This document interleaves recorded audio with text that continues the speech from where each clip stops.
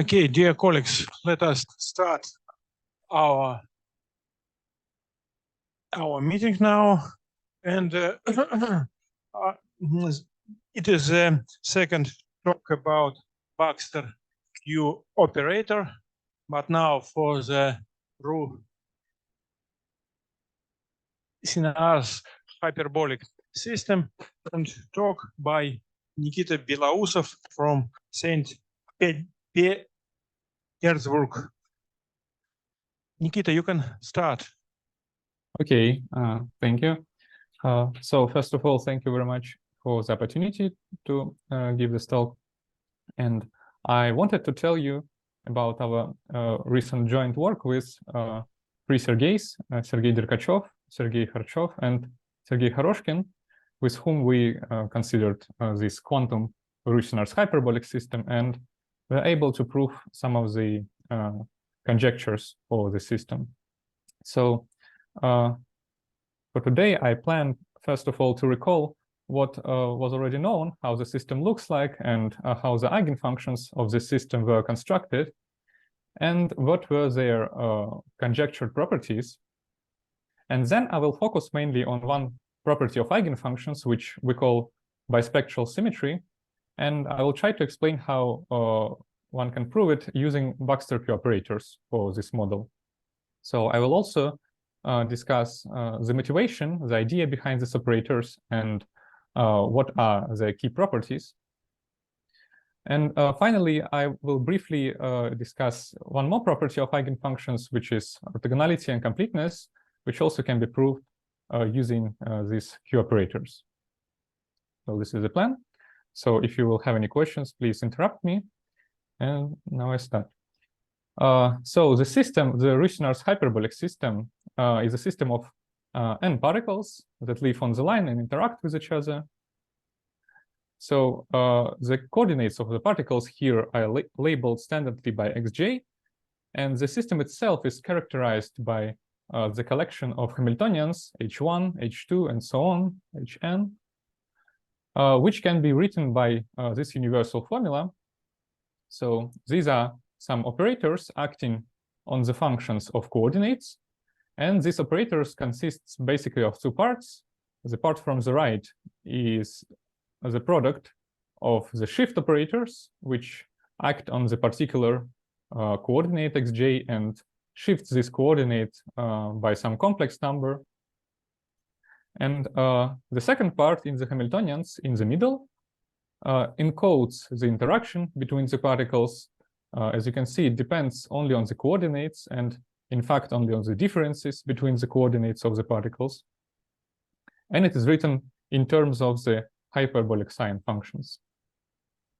So also, these Hamiltonians depend on three parameters, which we name here omega1, omega2, and g.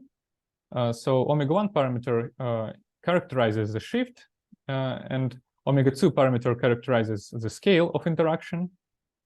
And finally, the g parameter we call coupling, just because if you set this parameter to 0, then all of these ratios of hyperbolic signs will disappear, and we will be left only with the shift operators, so there will be no interaction between the particles.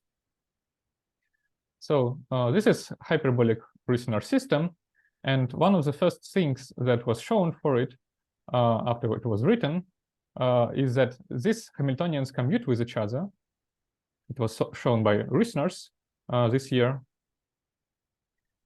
And and therefore we can search the joint eigenfunctions of these Hamiltonians. But before I proceed to the eigenfunctions, let me make a few remarks about this system, mostly historical. So first of all, Ruijsenaars discovered not only this system, but with Schneider, in the joint work with Schneider, they discovered on the classical level, and then by himself he discovered on the quantum level the whole family of systems which differ by the function which is placed here in the interaction. So there is not only hyperbolic system, but also rational system with rational function, and trigonometric system with trigonometric usual sign functions, and elliptic system.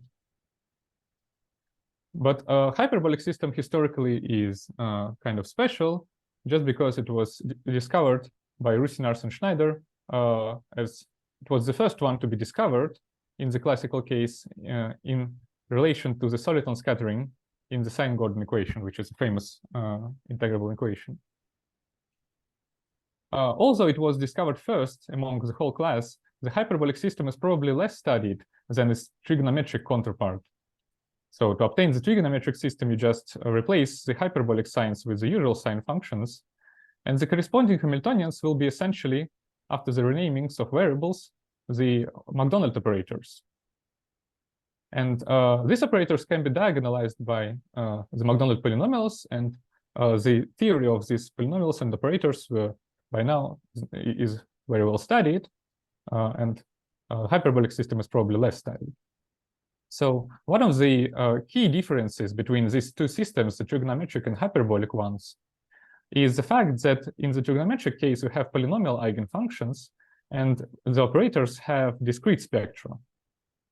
So here we have discrete spectra, and oppositely, for the hyperbolic system, as it turns out, the Hamiltonians have continuous spectra, and the eigenfunctions are not polynomial.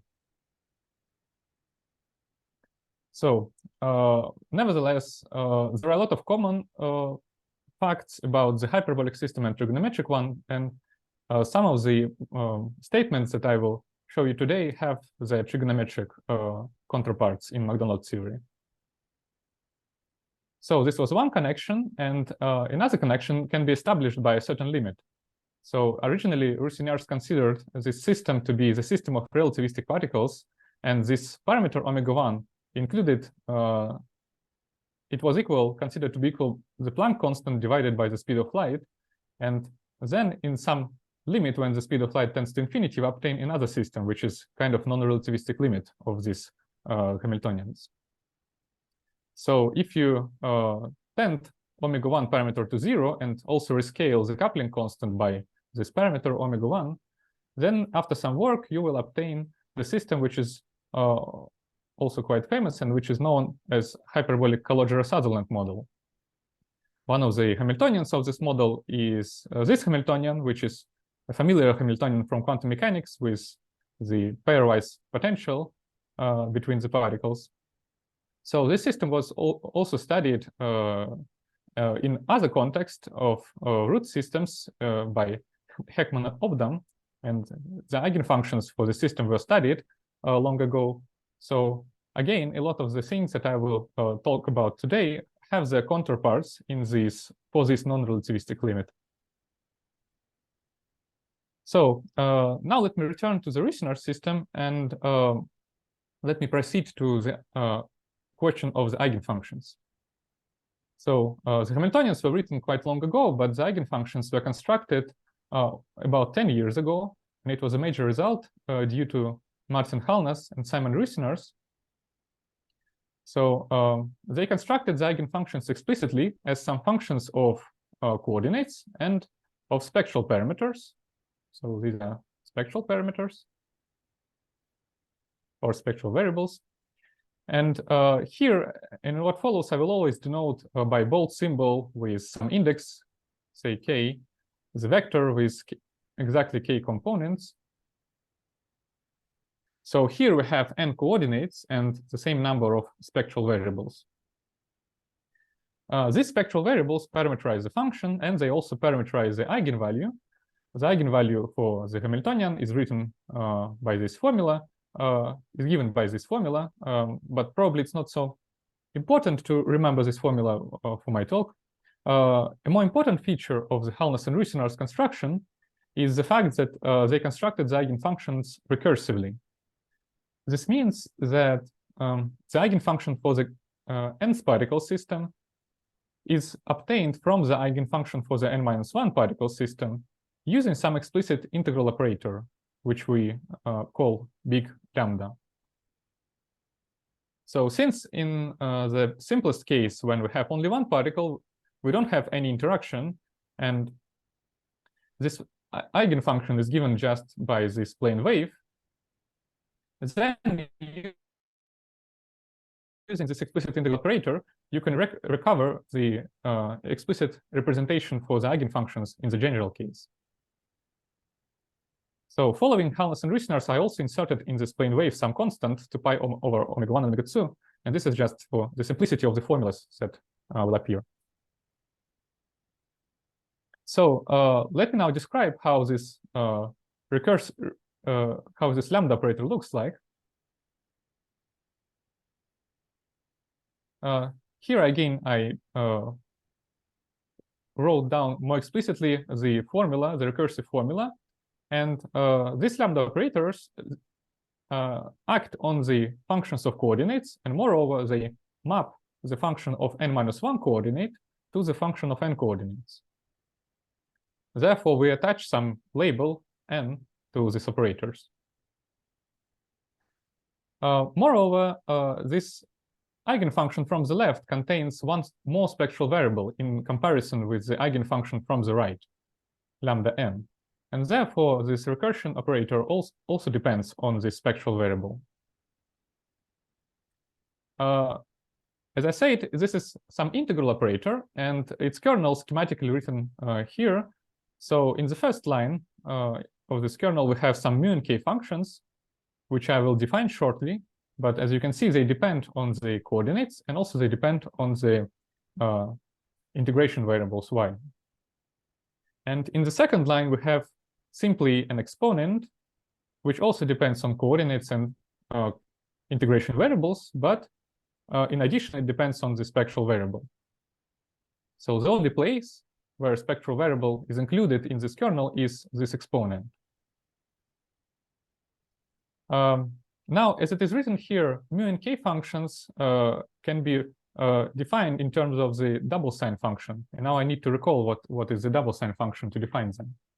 I only remark on this page that you can surely multiply this integral by any constant, and this won't spoil you the eigenfunction property.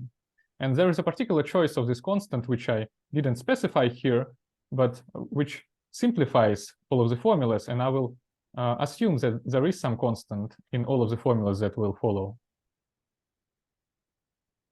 So let me now recall what is the double sign function and define these mu and k functions.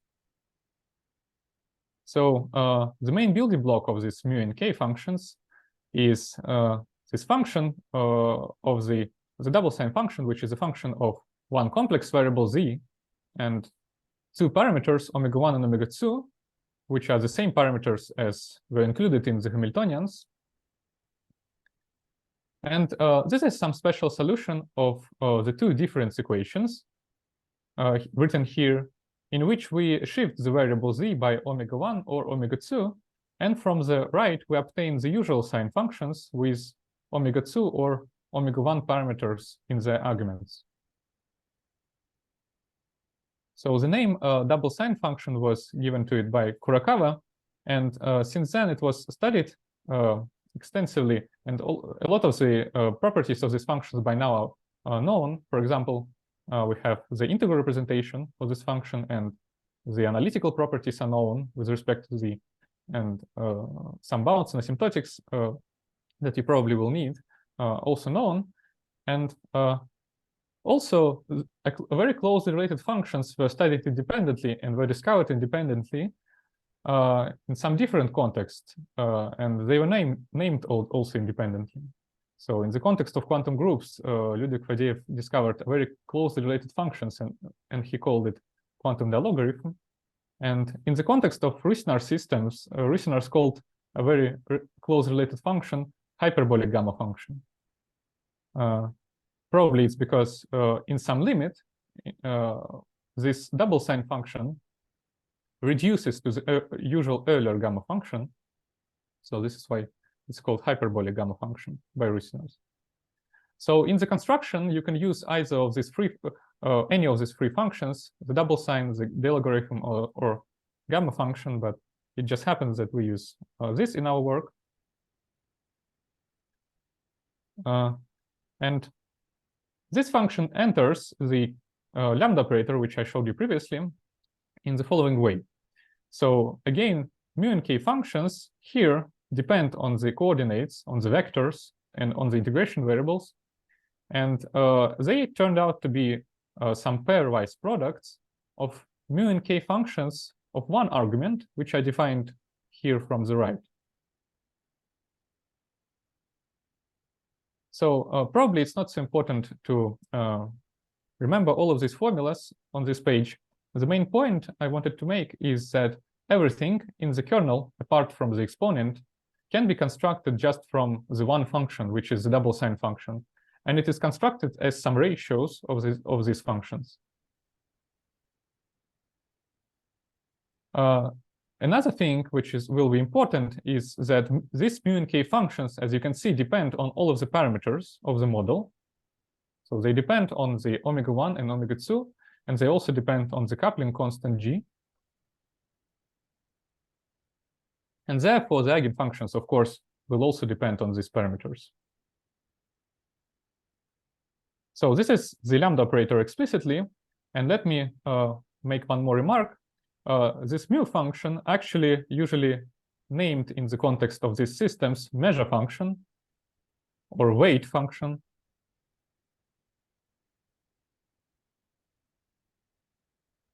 Due to the following property, we can define the scalar product with this measure function inside. And then, as it turns out, the Hamiltonians of the system will be formally self-adjoint with respect to this scalar product. So it's not so hard to check that in the case of real parameters, g, omega-1, and omega-2, just from the definition, this measure function is a non-negative function. So it defines a proper scalar product. And it's also not so hard to check just using the difference equations for this double sign function I showed you previously, that the Hamiltonians, which are some difference operators, are formally self-adjoint with respect to the scalar product. So this is the scalar product that we need for the quantum mechanical interpretation of our model. So once again, here I wrote down the formula for the eigenfunctions, the recursive formula. And this was a remarkable result due to Ruijsenaars and Hallnäs. They proved that by constructing the function like this, you obtain the eigenfunction of the Hamiltonians. Now, they also, in their paper, pointed out some of the properties of these eigenfunctions, which were evident from the construction. And let me now mention some of them.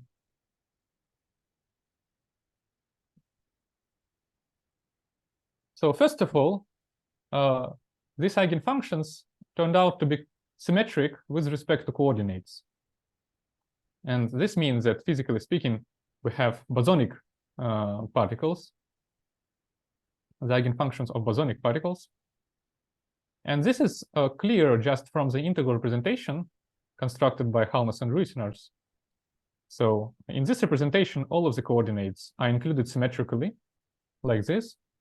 And therefore, the eigenfunction is also symmetric. And this is the same kind of property as you have in Macdonald polynomials, which are symmetric functions of their variables. Another property, which is usually called modular symmetry, is the symmetry of the eigenfunctions with respect to the permutation of these parameters, omega-1 and omega-2. And this is just due to the fact that the double sign function is symmetric with respect to these parameters. So the kernel is clearly symmetric, therefore, and the eigenfunctions, again, have this modular symmetry. And this is kind of interesting property, just because if you recall the Hamiltonians explicit form, they also depend on the omega-1 and omega-2 parameters, but they depend on it non-symmetrically. Omega-1 parameter determined the shift, the parameter of the shift operators, and the omega-2 parameter was included only in the interaction terms. So it determined the scale of interaction. And here we in the eigenfunction, we can permute these parameters. So these are two evident properties which are clear from the construction. And in their paper, Ruijsenaars and Hallnäs also conjectured some of the properties of eigenfunctions which are important or just interesting, and which are already not so evident just from this integral representation, which I showed you here.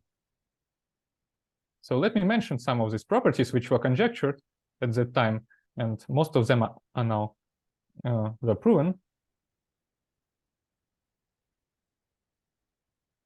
So let me first define, to mention these properties, the so-called reflected coupling.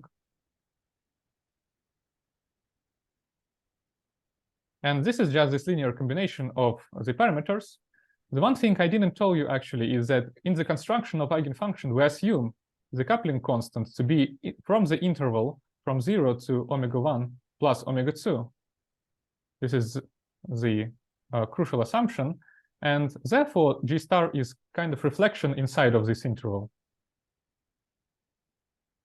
So it turns out, first of all, that the eigenfunctions have a very peculiar symmetry, which we call bispectral symmetry, and which is the symmetry with respect to the interchange of spectral variables and coordinates and reflection of the coupling constant.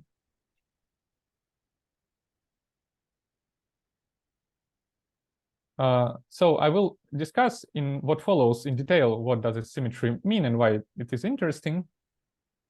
Another important property which was conjectured at that time by Hallnäs and Ruijsenaars was the orthogonality and completeness, which is of course important from quantum mechanical point of view. And I will also discuss it briefly at the end. So both of these properties can be proved using the framework of Baxter Q-operators. And it was in the case of two particles, the first symmetry was proved long ago, and the orthogonality and completeness was known for the long ago. But in the case of arbitrary number of particles, it was proved only recently in our work with Derkachov, Kharchev, and Khoroshkin. And there is also another nice symmetry with respect to the only coupling constant reflection from G to G star, which is almost a symmetry modulo some factors which appear from the right and which I don't write here. So these are some explicit functions which can be written again as some products of the double sign functions. So these functions are not so important for my talk because I won't have time to discuss this symmetry, but they also can be written explicitly, and we have such symmetry with respect to reflection. So this property can be was also proved only recently in the general case. Now let me proceed to the discussion of this bispectral symmetry. Here I again just state how it looks like. And if you believe that this symmetry is true, and in fact it was conjectured very long ago, I think more than 30 years, even before the eigenfunctions were constructed by Ruijsenaars. So if you believe that this symmetry is true, then you have some corollaries that follow from it. And the first one is as follows. So since by construction, as it is proved by Hallnäs and Ruijsenaars, our functions as the functions of coordinates diagonalize the Hamiltonians of the system, which are some difference operators with respect to coordinates, then the symmetry tells you that the same functions as the functions of spectral variables also diagonalize the same type of operators, difference operators, but acting with respect to spectral variables. So this is what is usually called the bispectral problem, where you have two spectral problems simultaneously. The first one with respect to the coordinates, and the second one with respect to the spectral variables.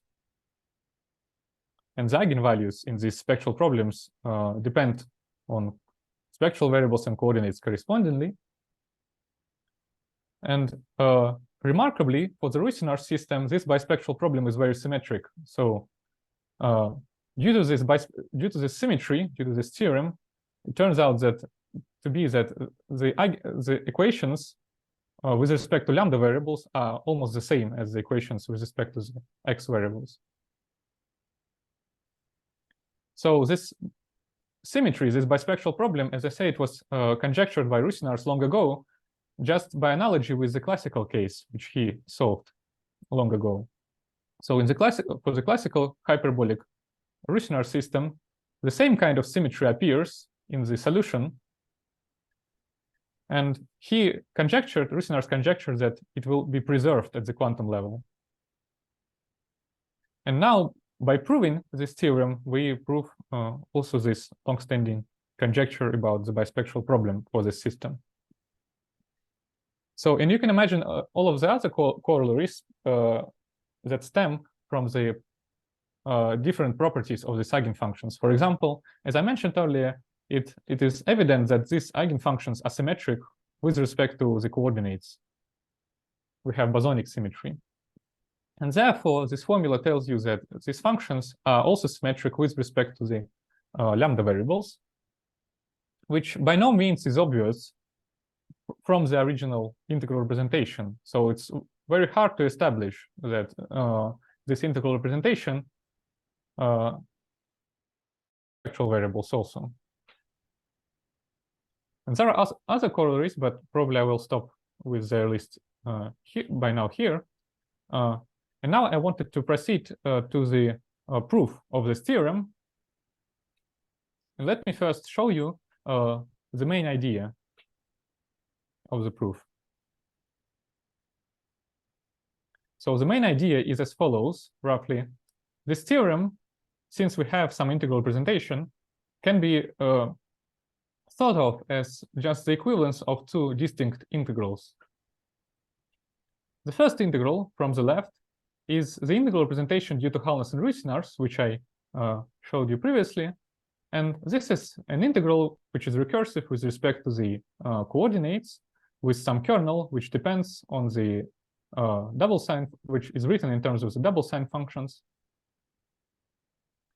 And the integral from the right, from this formula, is a similar type of integral, but recursive with respect to the spectral variables already, gamma.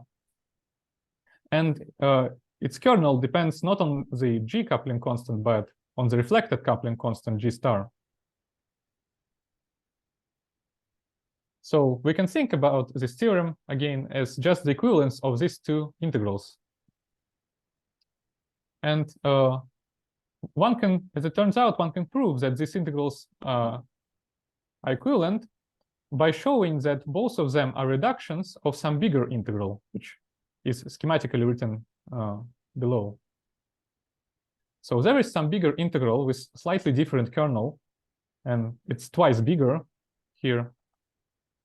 And by doing some certain reductions of this bigger integral in different ways, we can obtain either the integral from the left or a smaller integral from the right. So we should do some reductions of this integral of its kernel, and therefore we can reduce either to the left integral representation or to the right integral representation. And the main idea is that these reductions can be done using some integral identities for these eigenfunctions, and these integral identities are given by using the Q-operators. So this is where the Q-operators came to this story. And now let me define these Q-operators, and I will try to explain how they can be proved, how they can be used to prove this theorem. Okay, so the definition is similar to the definition of the lambda operators. The Q-operators for the Ruijsenaars system are some integral operators acting on the functions of coordinates. The main difference is that if the lambda operators increased the number of coordinates by 1, the Q-operators preserve the same number of coordinates. And in the kernel, we have basically the same functions, but with different number of integration variables. So we have n integration variables everywhere, but the functions are the same. Again, mu and k functions and the exponent. So this is just the definition. And I wish to explain the motivation to define the Q-operators in such a way in what follows, but let me now mention firstly two properties of these operators. So first of all, as it turns out, these Q-operators commute with the Hamiltonians of the system. This is the first property. And I won't explain how it can be proven, but it's not so hard to check actually by using what is known in the context of the Ruijsenaars models as kernel identities. So the idea is that you know the explicit form of the Hamiltonians, you know the explicit form of the Q-operators, and then you act with the Hamiltonians on these Q-operators. And since the kernels of the Q-operators have some nice property, which is encoded in some identity, kernel identity, then you can prove that the Hamiltonians indeed commute with these operators. So this can be checked explicitly.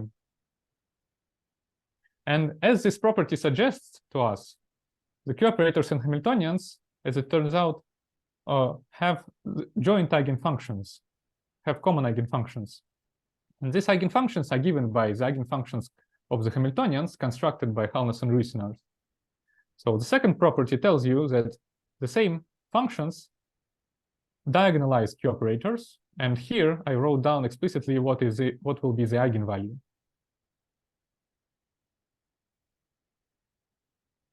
So the proof of the second property is much more involved, but I will explain the main ingredients of the proof in what follows. But let me now mention two remarkable properties of these eigenfunctions, eigenvalues, which I will explain in what follows.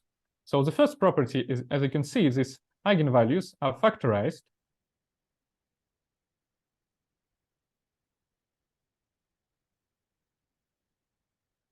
And by this, I mean that in each term in this product, we have only one spectral variable, lambda j. And secondly, remarkably, these eigenvalues can be written in terms of the same k functions which appeared previously, and which were the main building blocks of all of the integral operators appeared previously.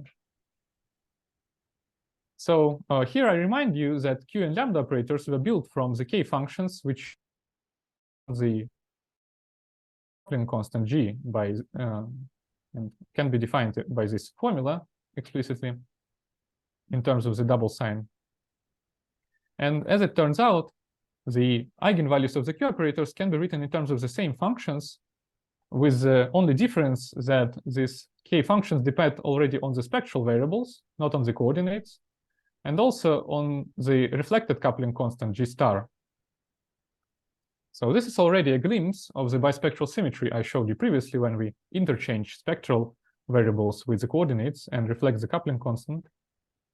And indeed, the second property, the diagonalization of the Q-operators, is the property you need to use in order to prove the bispectral symmetry. So I will explain how to prove the bispectral symmetry at the end using this diagonalization property. So in this case, in comparison with the talk yesterday, you don't have the polynomial eigenvalues for the Q-operators, but they are given in terms of some functions. But nevertheless, similarly to the talk yesterday, you have a factorization of the Q-operators eigenvalues.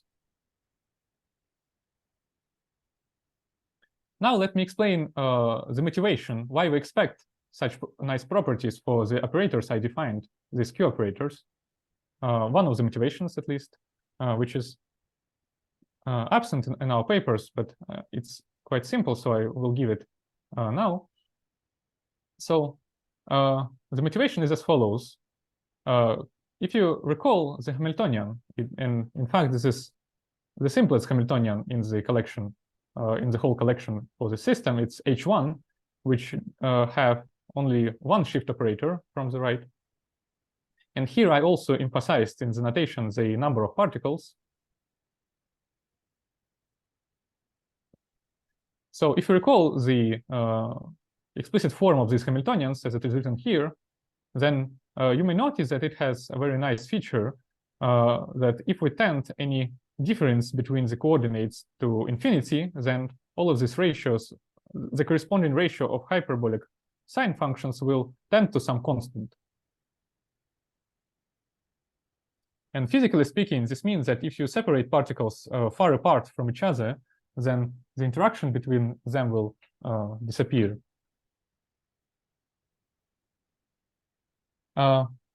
Therefore, if we separate only one particle, the last one, xn, and send it formally to infinity, then again, formally, the Hamiltonian will look as the sum of two operators in this limit. It will be given by the Hamiltonian for the not separated n-1 particles, which depends only on the x1 parameter, x1 coordinate, and x2 and so on, xn-1. And the second part will be the shift operator for this separated particle, which depends only on its acts only on this coordinate. So heuristically, we will expect, therefore, that the eigenfunction also should have the asymptotics, which will be separated into two parts. So in the same type of limit, we should have for the eigenfunction something like this. We should have the eigenfunction for the n-1 particle system for this operator, and the eigenfunction for of this shift operator, which is just the exponent. So the eigenfunction should be also separated just because the Hamiltonian is separated in this limit. And therefore, and also we should have some coefficient here that will depend only on the spectral variables, just because we don't fix any normalization of the eigenfunctions. So there will be some coefficient which depends on the normalization generically. And now we can look at the same type of asymptotics, but from the point of view of our exact formula. So we have our exact integral representation due to Martin Hallnäs and Simon Ruijsenaars, which is given by some integral operator acting on the eigenfunction. And if you just formally send xn parameter to infinity in this integral representation, then what you will obtain, in fact, will be again some integral operator, which is the Q operator I defined previously, acting on the same, almost the same function. So the natural motivation for the Q operator in this context is the fact that it appears in the limit from the operator which establishes the recursion for the eigenfunctions. And therefore, comparing the formula which we heuristically expect and the formula which we obtained from the exact representation, these two formulas, we expect that the Q operators, in order for these formulas to be equivalent, we expect that the Q operator should be diagonalized by the eigenfunctions. And the eigenvalue for the Q operator should be given by this coefficient, which was undetermined in the previous formula.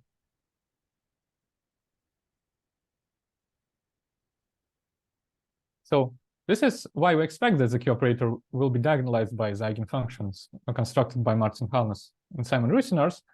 But of course, it's not a rigorous proof. And let me now describe the main ingredients of the rigorous proof of this property. So as it turns out, there exists some nice local relations between the operators which I defined, the Q and lambda operators. The first relation looks like commutativity between the Q operators with different spectral variables. And the second relation looks like the commutation relation between the Q and lambda operator. So due to the fact that the Q operator and lambda operator are some integral operators, if we consider the product of two integral operators, the kernel of such product will be some multiple integral. And therefore, we can think about these commutation relations as some integral identities.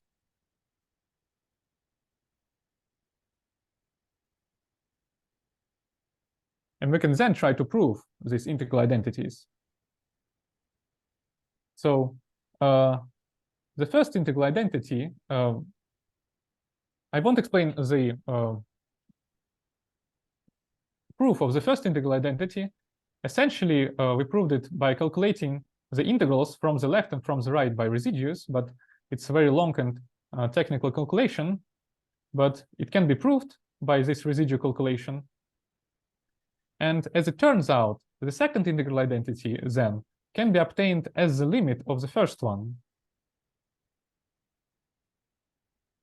So in the same spirit as the lambda operator had the limit as the limit the Q operator, one can check that the Q operator itself in the limit reduces to the lambda operator in the similar type of limit. So these operators are reductions of each other. And performing such a limit on the level of the first identity, integral identity, we then can obtain the second identity with the Q and lambda operator. And this is the second identity which then will be used in order to diagonalize the Q operator. So we actually need the second identity to diagonalize the Q operator and at the end prove the symmetry.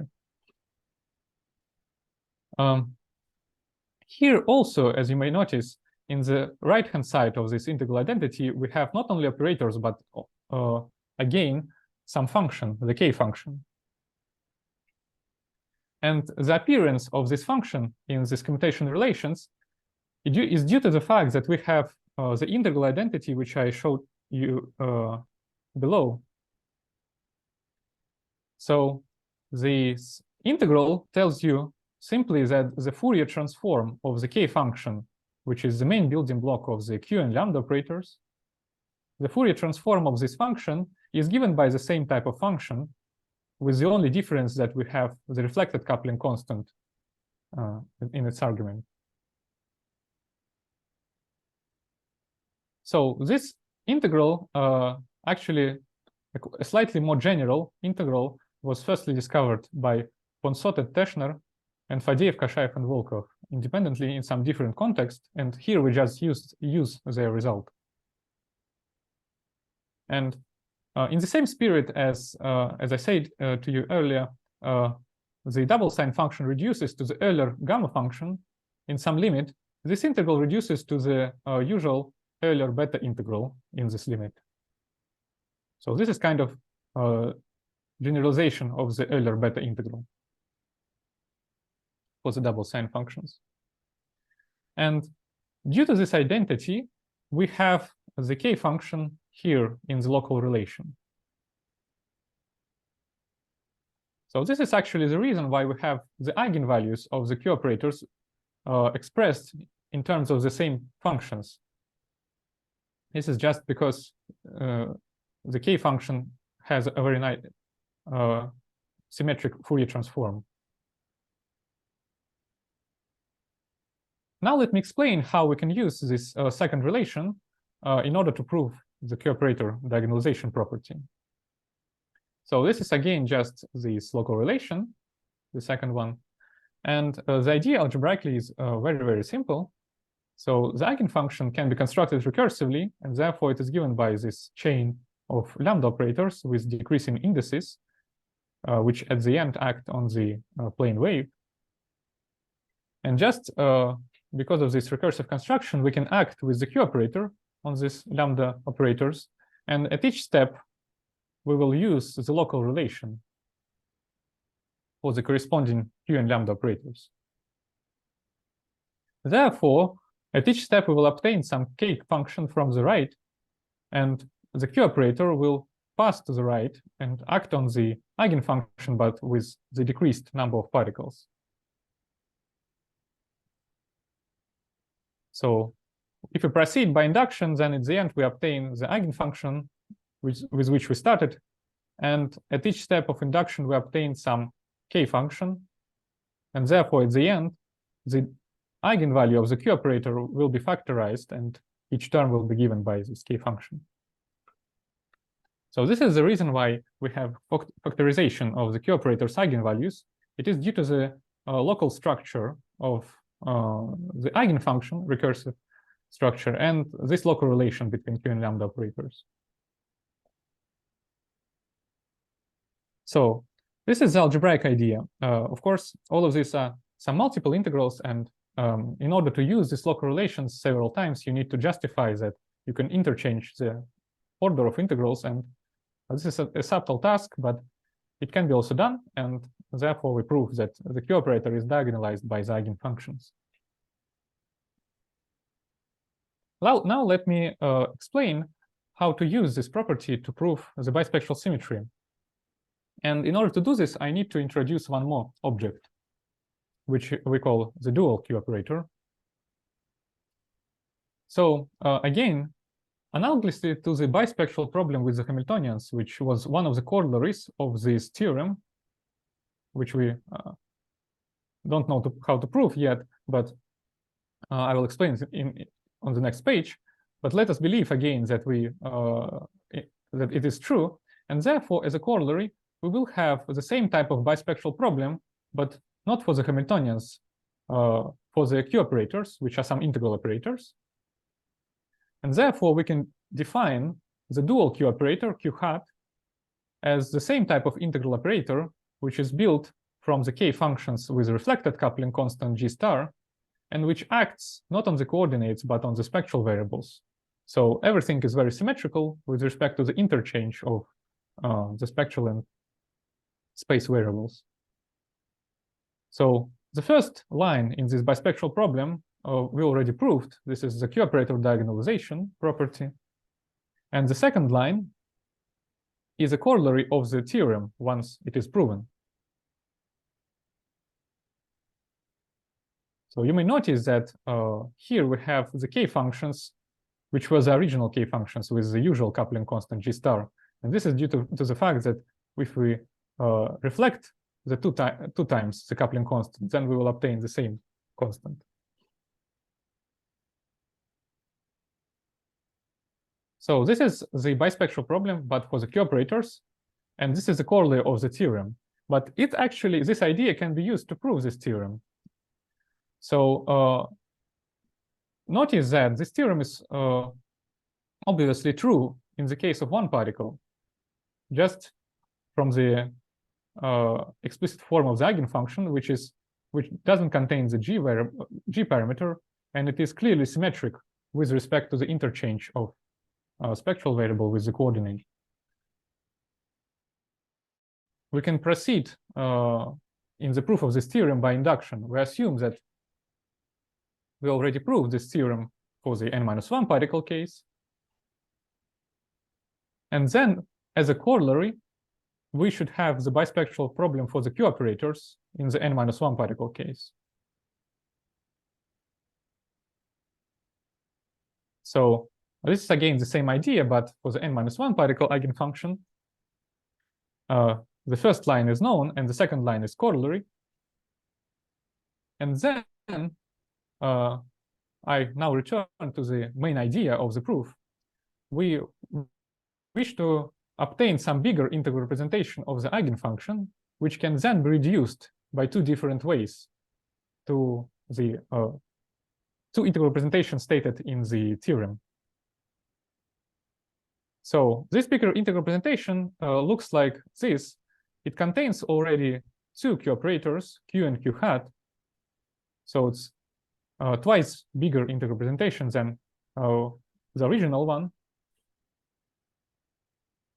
And to recover the original Hallnäs and Ruijsenaars representation, you just need to act with the Q hat operator on the eigenfunction. So it acts on the lambda variables, and it produces some eigenvalues. And if you look closely at the formulas that you will obtain, this will give you the Hallnäs and Ruijsenaars representation. It will give you the original eigenfunction representation with the coupling constant G. And oppositely, since Q and Q hat operator act on different types of variables, so Q operator acts on the coordinates and Q hat operator acts on the lambda variables, therefore, we can at least formally interchange their order. And firstly, we can act with the Q operator on the eigenfunction, and it will produce some other integral representation for us. So if you again look closely at the integral representation that you will obtain by this reduction, then you will recognize the right-hand side of the theorem, basically. So here, the spectral variables and the coordinates will be interchanged. And since we have here the G star coupling constant, we will have the G star coupling constant from the right. So by acting with the Q-operator in Q-operators or dual Q-operator on the eigenfunction, we will obtain the integral representation from the left or from the right, and therefore we prove that they're equal in the case of n particles. So this is the idea of the proof. And so this is all everything I probably wanted to tell you about this theorem. Again, it has some other corollaries, which I will probably also mention at the end of my talk. And it can be proved. It can be proved using this idea that we have not only Q-operators but also dual Q-operators, and the main ingredient is the diagonalization property of the Q-operator. Now, since I have a little bit more time, I guess I will proceed to the next property of eigenfunctions, which I wanted to discuss, and this is the orthogonality relation for the eigenfunctions. So, as I mentioned previously, the Hamiltonians of the system are formally self-adjoint with respect to the scalar product with the measure function inside, with this non-trivial measure function. And therefore, to prove the orthogonality of the eigenfunctions, we basically need to calculate this scalar product between the eigenfunctions which were constructed. So we need to calculate something like this. And as it turns out, these eigenfunctions have asymptotics of the eigenfunctions of continuous spectra. And therefore, we expect from the right that we will have the scalar product in the generalized sense. So we will have the Dirac delta functions from the right. And the result is as follows. So we have some coefficient, which is the normalization of the eigenfunctions. And this coefficient is given by this mu hat function here, which is very symmetrical to the measure function we started with. And we have also the symmetrized Dirac delta functions here, just due to the fact that the eigenfunctions, as I said previously, are symmetric with respect to these variables. This was one of the corollaries of the bispectral symmetry, and therefore we should have a symmetric expression from the right. So this should be we should think about this scalar product in the generalized sense. And in order to prove that this equality holds, we use a rather standard idea. Let me describe it. So to prove that the orthogonality relation holds, we regularize firstly the scalar product with some function. So we insert some function which will already make this integral absolutely convergent. And then we insert this function in such a way that this integral, regularized integral, can be calculated explicitly.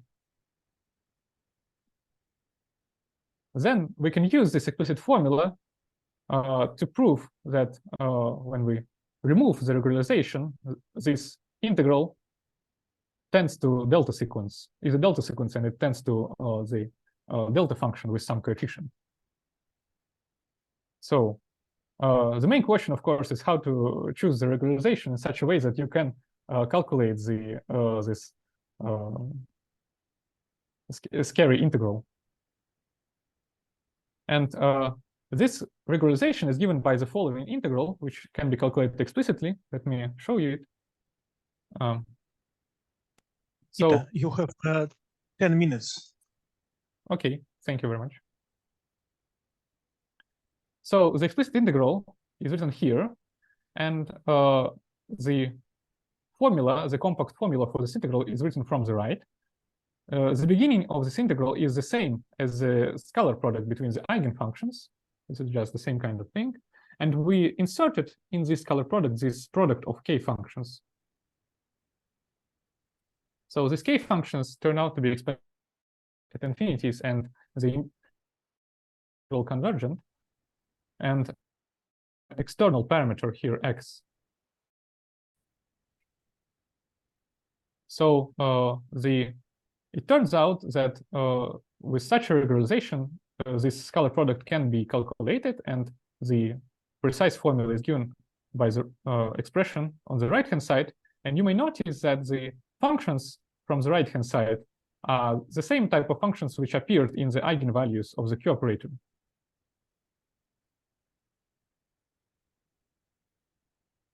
And this is not a coincidence. So in fact, this regularization was chosen in such a way that after some work, you will recognize the Q-operator inside of this regularized integral. The action of the Q-operator on the eigenfunction. So we choose the regularization in such a way to obtain the Q-operator inside, and therefore we can again use the Q-operator diagonalization property in order to reduce this integral and obtain some simpler integral. So here we use the Q-operator diagonalization. And then remarkably, the simple integral will also contain some Q-operator inside, and this procedure will be recursive. So we will obtain a simpler integral on each step of this process, and at the end, we will calculate the integral explicitly. So this is how you should regularize the integral in order to be able to calculate it. And then, let me mention probably one of the last things. Then I won't give you all of the details, but the thing is that you can prove that this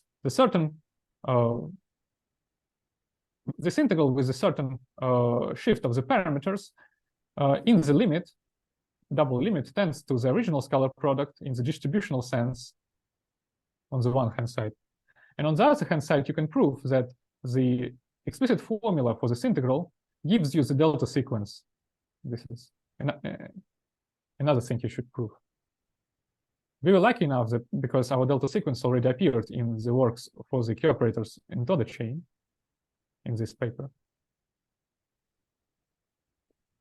So there will be some multidimensional delta sequence. And this is how the sketch of the proof of the orthogonality relation. And here I once again show you the orthogonality relation. And one thing I want to mention at last is that completeness relation actually for the Ruijsenaars hyperbolic system is almost the same identity. So due to the bispectral symmetry, we have a completeness relation which is different only by the reflection of the coupling constant. So orthogonality relation is just some integral over the coordinates, and a completeness relation is a similar integral with respect to the spectral variables, and they coincide just because of the bispectral symmetry. And this is one of the corollaries of bispectral symmetry. And therefore, we also prove for this model the completeness relation.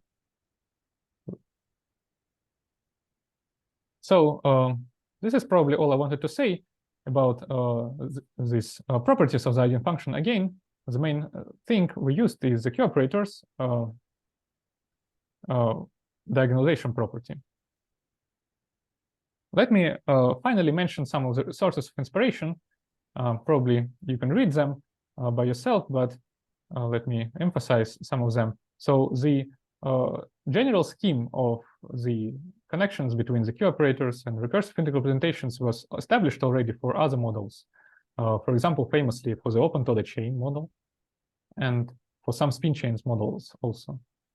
And we don't have Young-Baxter interpretation of this Q-operator by now, in comparison with the talk yesterday, where the algebraic part was very important. We don't have such an algebraic part for the Ruijsenaars system by now. But the construction of the Q-operator and its properties are very similar to the ones which were obtained in the open to the chain. And in fact, similar bispectrality property proofs and orthogonality and completeness proofs were already established for other models. So here we were greatly inspired by these proofs.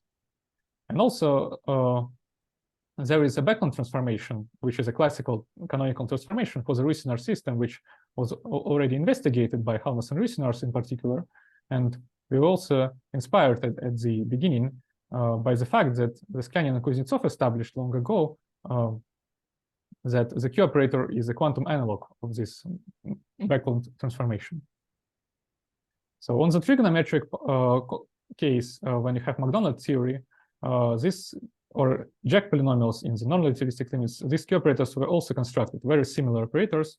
They were also constructed in these works by Kuznetsov, Mangaziev, and Sklyanin for the Jack polynomials, and by Gerasimov, Lebedev, and Ablezin for McDonald polynomials.